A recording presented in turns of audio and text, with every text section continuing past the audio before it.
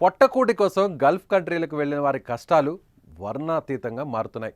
ఏజెంట్ల చేతిలో మోసపోవడం లేదా అక్కడ యజమానులు పెట్టే చిత్రహింసల వల్ల బలవుతున్న వారి సంఖ్య రోజురోజుకి పెరిగిపోతున్నాయి.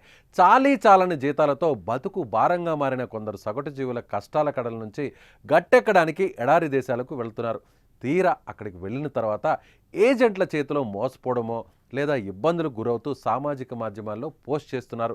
తాజాగా అన్నమయ్య జిల్లాకు చెందిన ఒక మహిళ ఆర్థిక పరిస్థితులు సరిగా లేక మస్కట్కు వెళ్లి నరకయాతన అనుభవిస్తోంది. మస్కట్లో తన పరిస్థితిని వివరిస్తూ సీఎం చంద్రబాబును, డిప్యూటీ సీఎం పవన్ కళ్యాణ్తో పాటు సుమన్ టీవీ సహాయం చేయాలంటూ ఒక వీడియోని పంపించింది. రాజంపేట మండలం నన్నూరు గ్రామానికి చెందిన సాయి కేశవ్ భార్య భాగ్యలక్ష్మి 18 నెలల కిందట మస్కట్కు వెళ్లి పనిచేసేందుకు ఓ స్థానిక ఏజెంట్ను ఆశ్రయించింది. మస్కట్లో క్లీనింగ్ పని ఉందని 30,000 జీతం ఇస్తారని, అన్ని వస్తువులు వాళ్లే చూసుకుంటారని చెప్పి భాగ్యలక్ష్మిని మస్కట్కు పంపించారు. తీరా అక్కడికి వెళ్ళిన తర్వాత భాగ్యలక్ష్మి కష్టాలు మొదలయ్యాయి. మస్కట్ కుటుంబం భాగ్యలక్ష్మికి పరిమితికి మించిన పనులు చెప్పడం, చేయకపోతే తిట్టడం వంటి చేయడం మొదలుపెట్టారు. 7 నెలల కిందట భాగ్యలక్ష్మి పనిచేస్తున్న ఇంట్లో చిన్న పాప చనిపోయిన తర్వాత నుండి భాగ్యలక్ష్మికి టార్చర్ మరింత పెరిగింది.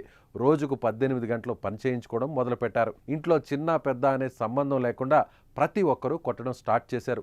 భాగ్యలక్ష్మి నిరుపేద అని తెలుసుకున్న ఆ కుటుంబం తాను తిరిగి భారత్కు వెళ్ళలేవని భయపడుతూ చిత్రహింసలు పెడుతున్నారు. సరైన ఆహారం, వసతి కల్పించకుండా 20,000 రూపాయల జీతం ఇస్తూ రోజుకు 15 రకాల పనులు చేయించుకుంటున్నారు.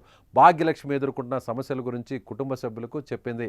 దీంతో కుటుంబ సభ్యులు భాగ్యలక్ష్మిని స్వదేశానికి రప్పించేందుకు ప్రయత్నిస్తుంటే ఏజెంట్ లక్షల్లో లంచాలు అడుగుతున్నాడు. మరోవైపు భాగ్యలక్ష్మి భర్త కేశవ్ కూడా నిరుపేద, కిడ్నీ సమస్యతో బాధపడుతూ అద్దె ఇంట్లో ఉంటూ తన కొడుకుతో జీవనం సాగిస్తున్నాడు. తన భార్యను భారత్కు రప్పించేందుకు సాయం కోసం ఎదురుచూస్తున్నాడు.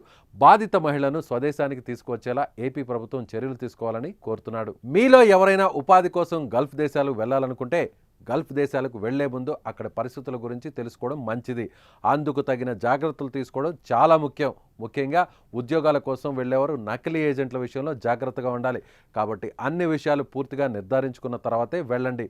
మీరు వెళ్ళే ప్రాంతం గురించి లేదా పనిచేసే కుటుంబం గురించి మీకు వీలైనంత వరకు ఆరా తీయండి.